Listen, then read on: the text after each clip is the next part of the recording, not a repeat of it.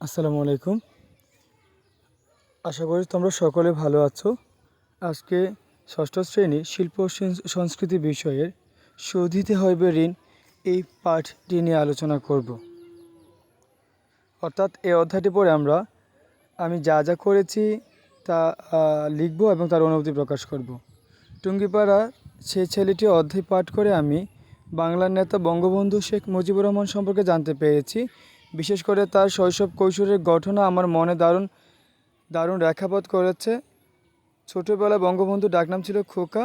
টুঙ্গিপাড়া গ্রামের যুক্ত আলো বাতাস আর প্রকৃতির নিবিড় সান্নিধ্যে বড় হয় খোকা। সকল অসহায় দরিদ্র মানুষের জন্য তার বুক পড়া বেদনা। একদিন স্কুল থেকে ফেরার পথে অসহায় এক শিশুর সঙ্গে দেখা হয় খোকার। শিশুটির গায়ে কোনো জামা ছিল না। শিশুটিকে দেখে মায়া হয় তার।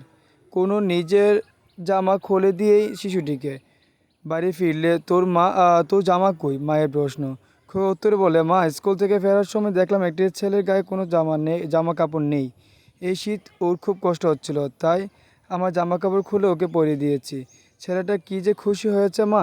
মা একটু চিন্তিত হলেন ছেলেটার কথা শুনে। আর পরক্ষণে গর্বে তার বুকটা ভরে উঠল। কত উদার হয়েছে তার ছেলেটি।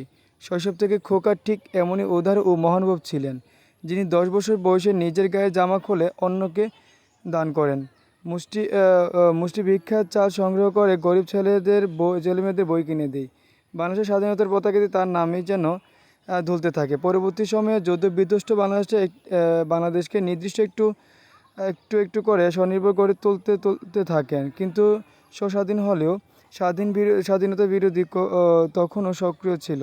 তার 1975 সালে 15 আগস্ট বঙ্গবন্ধুকে সপরিবারে হত্যা করে। 10 বছরের ছোট রাসেলকেও ঘাতকের বুলেটের থেকে নিষ্কৃতি পায়নি। তাই 15 আগস্ট আমাদের জন্য সুখের দিন। আমরা এদিন প্রিয়জনকে হারানোর বেদনা অনুভব করি। এদিন আমরা কালো বেজ ধারণ করি, কিন্তু আমরা জানি কৃত্রিমান মৃত্যু নেই। ষষ্ঠ শ্রেণীর শিল্প সংস্কৃতি বিষয়ে শরৎ আসে মেঘের ভেলায় এই চ্যাপ্টারটি নিয়ে আলোচনা করব। এখানে আমরা দেখছি, সাদা মেঘের বেলায় ভেসে শরৎ আসে আমার দেশে, নীল সাদা জামা গায়ে লুকোচুরি খেলা করে, মেঘ বাদল আর রৌদ্র ছেয়ে। আমরা এই কয়টা চরণ দেখে বুঝতে পারি আসলে এই চ্যাপ্টারে কী কী থাকতে পারে।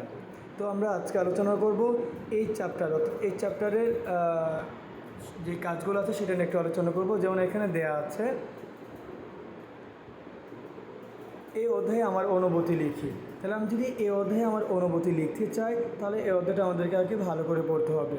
তো সুপ্রিয় শিক্ষার্থীরা, তোমরা একটা কাজ করবে, এই অধ্যায়টা ভালো করে রিডিং করে রাখবে। আর আমি এখন তোমাদের এই অধ্যায়ে যে অনুভূতিগুলো সেগুলোর উত্তর অর্থাৎ লিখে দিচ্ছি উত্তরগুলো, তোমরা মিলিয়ে নিবা। নীল পাগড়ি পরে যে সাদা মেঘের বেলায় চড়ে বেড়ায়, সে শরৎ আমার ভালো লাগা আর ভালোবাসার ঋতু। যখনই আকাশের দিকে তাকায়, তখনই মেঘগুলোকে আমি নানা আকৃতিতে দেখতে পাই। হয়তো আমার অবচেতন মন কোনো দৃশ্যপট নিজে নিজে কল্পনা করে নেয়। কখনো দেখি মেঘগুলো একটি দৈত্যের আকার ধারণ করেছে। কখনো মনে হয় মেঘগুলো অনেকটা আমার প্রিয় বিদ্যালয়ের মতো হয়ে গেছে। শরৎ হলো পিতা ও কোমলতার প্রতীক। বর্ষার গাঢ় রঙের মেঘ কেটে গিয়ে শরতের আকাশ হয়ে ওঠে ঝকঝকে।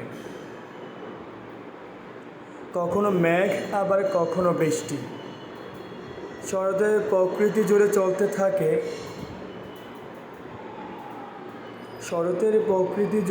চলতে থাকে আলো ছায়ার খেলা। শরতের মসৃণ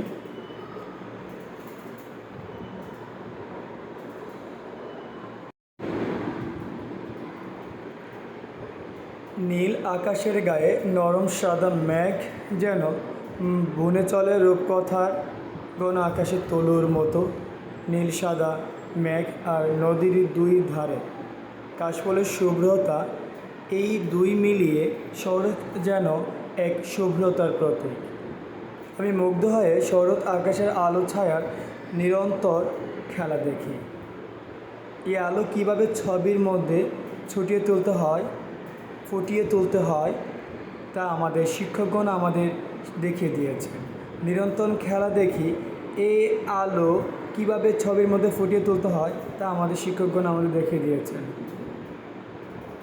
নদীর পাড়ে পাহারাদারের মতো এক পায়ে ঠাই দাঁড়িয়ে থাকে মাছ খেকু আর নদীর বুক চিরে এগিয়ে চলেছে সারি সারি নৌকা মাঝি মাল্লারা। তখন নিজের অবচেতন মনে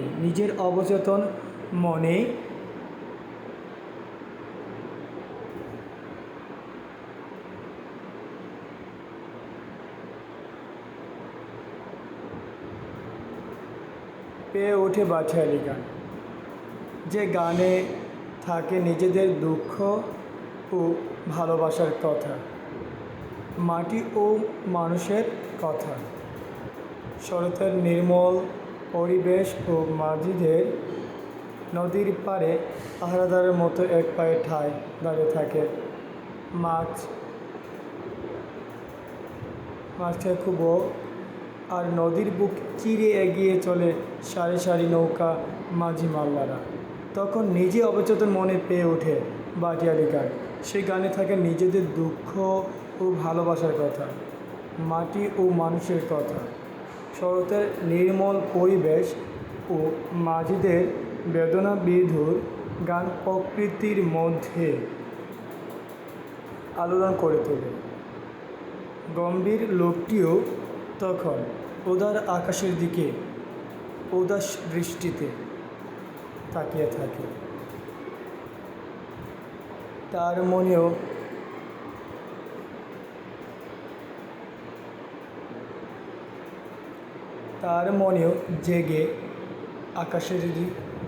মনেও জেগে ওঠে, ভেসে ওঠে কোনো হারানো দিনেরই কথা।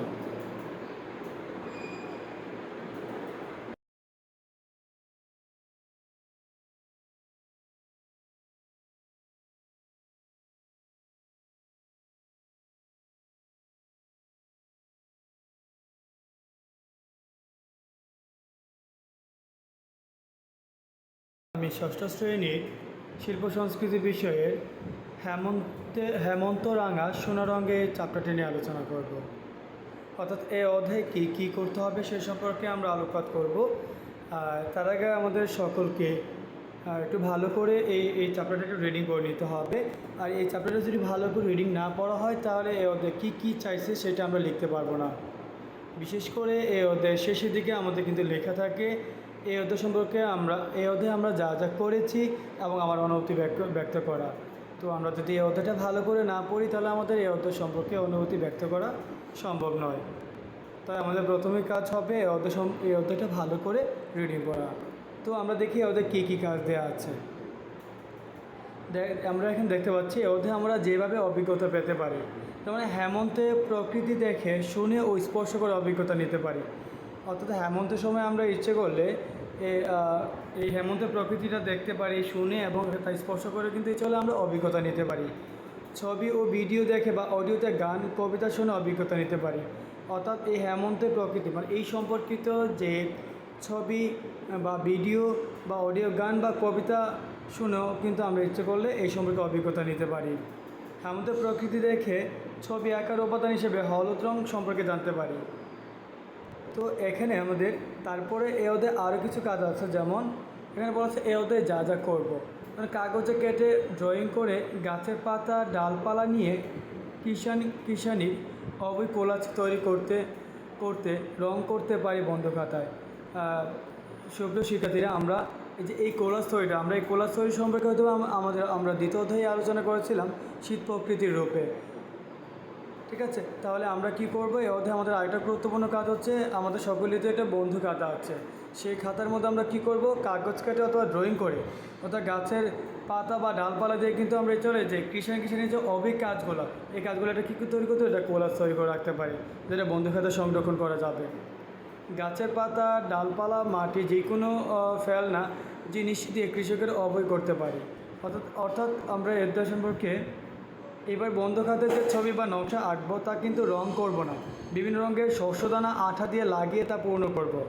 ছবির বিষয়বস্তু কিন্তু হেমন্তকে নিয়ে হতে হবে। এই জন্যে চলো আমরা হেমন্তে কী পেলাম তার একটা তালিকা তৈরি তৈরি করে ফেলি। সেই তালিকা থেকে ছবির বিষয়বস্তু বেছে নিতে হবে, যেমন কৃষাণের অবৈ, কৃষিকাজে ব্যবহৃত নানা উপকরণ, যেমন কাস্তে, মাথাল বা মাথার টুপি যেটাকে বলি আমরা, লাঙ্গল, কাকতাড়ুয়া, ডালা, কোলা ইত্যাদি এগুলো তৈরি করতে পারি। তো সুপ্রিয় শিক্ষার্থীরা, এখন আমরা মূল কাজে চলে যাব। মানে এর মধ্যে আমরা কী কী করব, কী কী করেছি এবং আমার অনুভূতি কী সেটা এখন আমরা তুলে ধরব।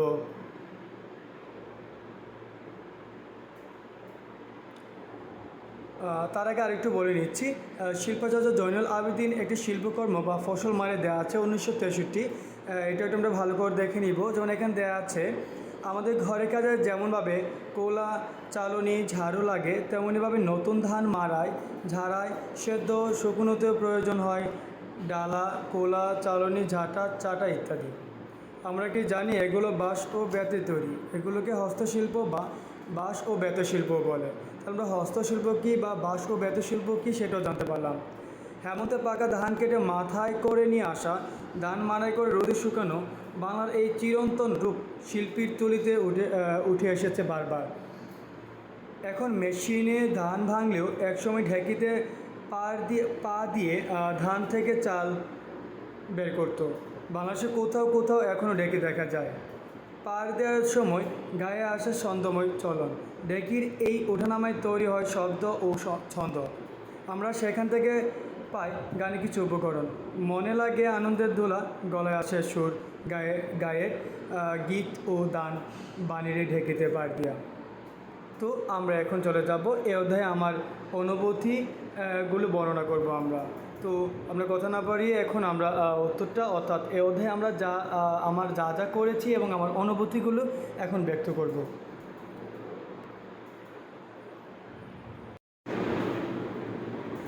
এই অধ্যায়ে আমার অনুভূতিগুলি লিখি, অর্থাৎ হেমন্তে আমরা যদি এখানে দেখি যে হেমন্তের ঋতুতে শুরু হয় হলুদের উৎসব। প্রকৃতির এই হলুদ উৎসব মনে ভরে চোখ মেলে দেখতে হবে, ফুটিয়ে তুলতে হবে ক্যানভাসে। হেমন্তে কৃষকের ঘরে সোনার ফসল ফলে, নতুন ধানের ঘ্রাণ ভেসে বেড়ায় বাতাসে।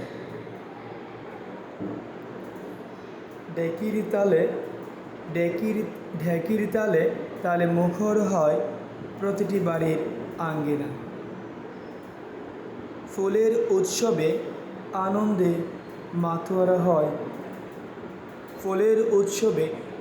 মাতোয়ারা হয়, সোনালি রোদে। সোনালি ধান জলমল করে হেসে ওঠে। এই সময় কৃষকের সোনালি ফসল যেন পশু পাখিরা কোনো ক্ষতি করতে না পারে সেজন্য বানানো হয় কাকতাড়ুয়া কি সে সম্পর্কে আগে আমি জানতাম না। পশু পাখিদের বই দেখানোর জন্য মানুষের আদলে পুরনো কাপড়, খড়, মাটির পাতিল দিয়ে কাকতাড়ুয়া তৈরি হয়।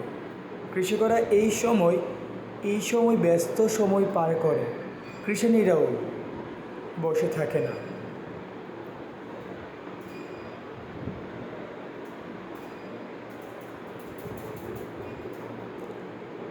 তারা ধান সিদ্ধ করা, শুকানো সহ নানা কাজে ব্যস্ত থাকে। এ সময় তাদের নিত্য ব্যবহার জিনিস হয় কোলা, চালনি, ঝাড়ু, চাটা ইত্যাদি। এ সকল জিনিসপত্র বাংলা ও বাঙালির চিরায়ত পণ্য। এগুলো কৃষাণীরা ঘরে বসে বানায়। বলা চলে এগুলো এক অনন্য বস্ত্রশিল্প। আমার পাঠ্য বই শিল্পাচার্য জয়নুল আবেদিনের আঁকা একটি ছবি রয়েছে। সেই ছবিতে চমৎকারভাবে ফুটে উঠেছে আমাদের